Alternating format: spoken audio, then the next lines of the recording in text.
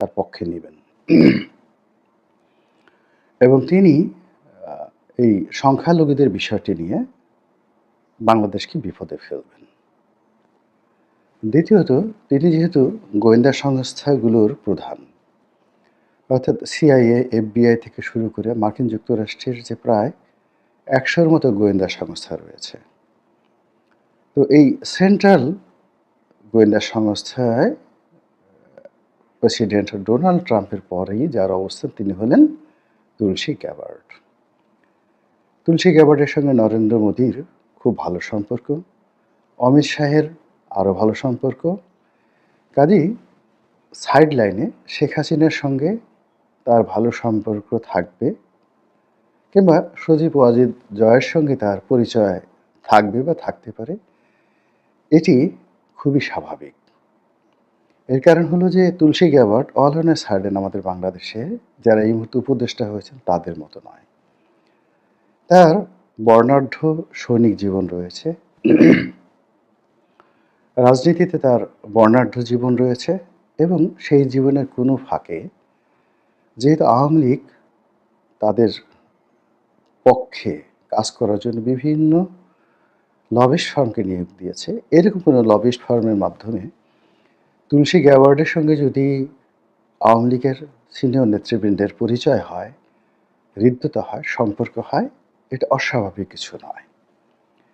ফলে কি হলো, তুলসী গ্যাবার্ডের নিয়োগকে কেন্দ্র করে দেশের মধ্যে যারা আওয়ামী লীগ রয়েছেন তারা, দেশের বাইরে যারা পালিয়েছেন তারা, এবং আওয়ামী লীগ করেন না কিন্তু আওয়ামী লীগের প্রতি সহানুভূতিশীল তারা ভীষণ রকম উত্তেজিত, আনন্দে উদ্বেলিত যে তুলসী গ্যাবার্ডকে দিয়ে এবার একটা দফা রফা করা যাবে। দ্বিতীয়ত, তুলসী গ্যাবার্ড, ইলন মাস্ক এবং ডোনাল্ড ট্রাম্প, এই তিনজন ব্যক্তির সঙ্গে বর্তমান ইউনূস সরকারের কোনো ভালো সম্পর্ক নেই, এবং যারা উপদেষ্টা হয়েছেন তাদের সঙ্গে তো প্রশ্নই আসে না। কেননা এই উপদেষ্টারা কেউ শিক্ষক, কেউ পরিবেশ কর্মী, তাদের একটা লেভেল আছে। ওই লেভেলের বাইরে তারা কিছুই করেননি।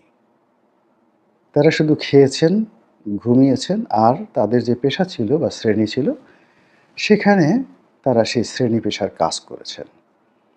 কিন্তু রাজনীতিবিদরা যেভাবে সারাদিন টরে টক্কা কিংবা সারাদিন টোটো করে ঘুরে বেড়ায়, কিংবা টোটো কোম্পানির ম্যানেজার হিসেবে কাজ না থাকলেও 18 ঘন্টা ব্যস্ততা দেখায়, এইরকম এখন উপদেষ্টা মণ্ডলীদের কারোর মধ্যে ওই টোটো কোম্পানির ম্যানেজারশিপের অভিজ্ঞতা নেই। ফলে একজন রাজনীতিবিদ ঢাকা শহরের পতিতাবৃত্তি, গাঁজা, মদ, ফেনসিডিল এইগুলো থেকে শুরু করে অলি আল্লাহ, গাউস কুতুব, পীর মাশায়েখের দরবার, মাজার তারা ভালো জানে। তারা আন্ডারওয়ার্ল্ডের ডন যারা আছেন, কথায় কথায় খুন করেন, তাদের সাথেও ওঠা বসা করেন। আবার একই সঙ্গে তরকারি বিক্রেতা, রিকশাওয়ালা, এদের সঙ্গে তাদের হৃদ্যতা অনেক বেশি। তাদের সঙ্গে কূটনীতিবিদদের ভালো সম্পর্ক রয়েছে, দেশের বাইরে তারা নির্বিঘ্নে যাতায়াত করেন, তাদের অর্থনৈতিক সঙ্গতি রয়েছে। ফলে পলিটিশিয়ান যারা আছে এটা ইউনিক ক্রিয়েচার।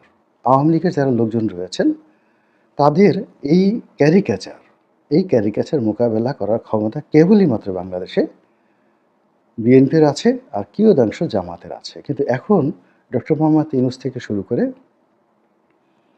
অন্য যারা আছেন তাদের আসলে এই যোগ্যতা ও অভিজ্ঞতা নেই। ফলে ডোনাল্ড ট্রাম্প, তুলসী গ্যাবার্ড কিংবা রিপাবলিকান পার্টি, এটাকে রাজনৈতিক দলগুলো যেভাবে হ্যান্ডেল করতে পারবেন, বর্তমান সরকার সেটা পারবেন না।